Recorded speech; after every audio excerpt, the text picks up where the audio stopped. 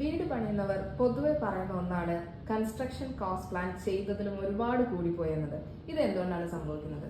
Yes, suppose നമ്മളൊരു work start ചെയ്യുന്ന സമയത്ത് നമ്മളൊരു ഡിസൈനറെ അല്ലെങ്കിൽ ആർക്കിടെക്റ്റിനെ മീറ്റ് ചെയ്യുന്നു. സപ്പോസ് അവരൊരു ലേ ഔട്ട് പ്ലാൻ തരുന്നു, അല്ലെങ്കിൽ അതിനൊരു എലിവേഷൻ ചെയ്യുന്നു. നമ്മൾ ഇമ്മീഡിയറ്റ്ലി വർക്ക് സ്റ്റാർട്ട് ചെയ്യുന്നു. ഒരു കാരണവശാലും ചെയ്യാൻ പാടില്ല. ഇവിടെ നമ്മൾ ചെയ്യേണ്ടത് എന്താ വെച്ചാൽ നമ്മളുടെ പ്ലാൻ ആൻഡ് അതിൻ്റെ എൻഡ് ടു എൻഡ്, അതിൻ്റെ ഡിസൈനിങ് എൻഡ് ടു എൻഡ് എന്ത് ചെയ്യണം, നമ്മൾ ഫ്രീസ് ചെയ്യാൻ സാധിക്കണം. ഇത് ഫ്രീസ് ചെയ്ത് വരുന്ന സമയത്ത് നമുക്ക് അതിൻ്റെ എസ്റ്റിമേറ്റ് 1, 2, 3, 4, 5 എന്ന് പറഞ്ഞാൽ നമുക്ക് എന്ത് ചെയ്യാൻ പറ്റും, എസ്റ്റിമേറ്റ് ചെയ്യാൻ പറ്റും. ഇത് ആർക്കിടെക്റ്റ് കൃത്യമായിട്ട് ഫസ്റ്റ് ടൈം പ്രൊവൈഡ് ചെയ്തിരിക്കണം. ഇത് നമ്മൾ അവരോട് ഡിമാൻഡ് ചെയ്യണം.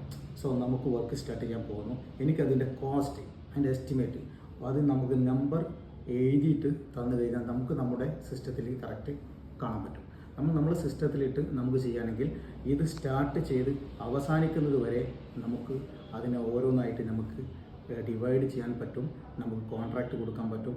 അത് അങ്ങനെ ചെയ്യുന്ന സമയത്ത് നമ്മൾ ഔട്ട്പുട്ട് വളരെ ബെറ്റർ ആയിരിക്കും, കോസ്റ്റ് കറക്റ്റായിരിക്കും. ഇത് ചെയ്യാൻ വേണ്ടി ക്ലയൻറ്റും ശ്രദ്ധിക്കുന്നില്ല, ആർക്കിടെക്റ്റും ശ്രദ്ധിക്കുന്നില്ല. ഇവിടെയാണ് നമുക്ക് പരാജയപ്പെടുന്നത്. അപ്പോൾ പല NRIസും അവർ നാട്ടിലേക്ക് വരുന്നു, പ്ലാൻ വരയ്ക്കുന്നു, കൺസ്ട്രക്ഷൻ ചെയ്യുന്നു. പക്ഷേ അവരാണ് പറയുന്നത് ഞാൻ പ്ലാൻ ചെയ്തത് 50 ലക്ഷത്തിനായിരുന്നു, പക്ഷേ എൻ്റെ വീട് കംപ്ലീറ്റ് ചെയ്തത് 1.5 CR. പക്ഷേ നമ്മളവിടെ എസ്റ്റിമേഷൻ നടത്തിയിട്ടില്ല കൃത്യമായിട്ടും.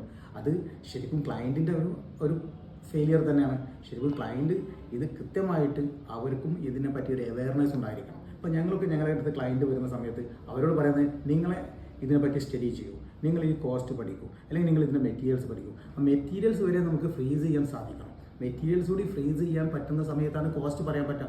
സപ്പോസ് ഇപ്പോൾ ടൈല് ചെയ്യുന്നതും മാർബിൾ ചെയ്യുന്നതും ഇറ്റാലിയൻ ചെയ്യുന്നതും 3 ഡിഫറെൻ്റ് ആണ്. ഈ 3 മെറ്റീരിയലിനും കോസ്റ്റ് നമ്മൾ ഫിക്സ് ചെയ്യണം, അല്ലെങ്കിൽ നമ്മുടെ മെറ്റീരിയൽസ് ഫിക്സ് ചെയ്യണം. ഇത് ചെയ്യാൻ സാധിക്കുമ്പോൾ മാത്രമാണ് ഈ പ്രശ്നത്തിന് സൊല്യൂഷൻ കണ്ടെത്താൻ സാധിക്കുള്ളൂ. അപ്പോൾ ഇത് കൃത്യമായിട്ടും ഒരു ക്ലയൻറ്റ് അറിഞ്ഞിരിക്കേണ്ടതാണ്.